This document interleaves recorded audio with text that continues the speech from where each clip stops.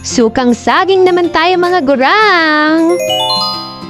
Peeled, overripe, banana. Ha?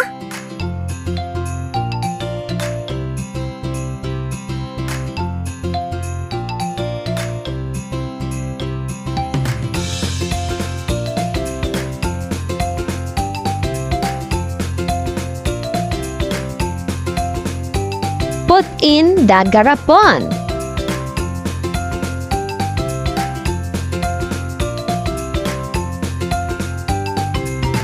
Cover it with tela. Check natin kung anong mangyayari sa kanya. Ha?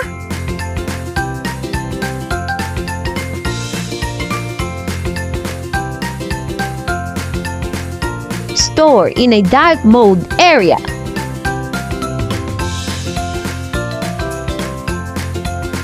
After 2 weeks, nag-sweat na siya ng liquid.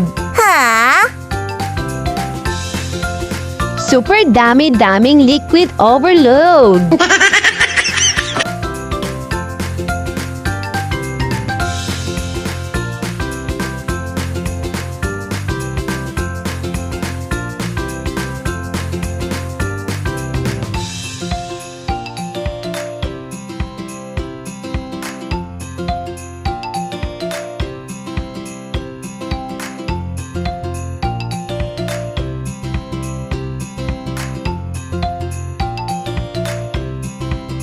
Yung ginamitan ko ng tela, nasira siya. Kaya ni-let it go ko na siya. Go, go, go!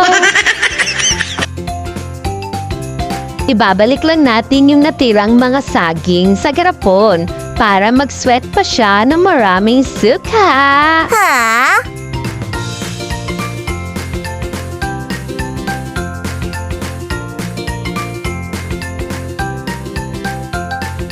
At yan na ang ating masarap, maasim na banana suka. Bye!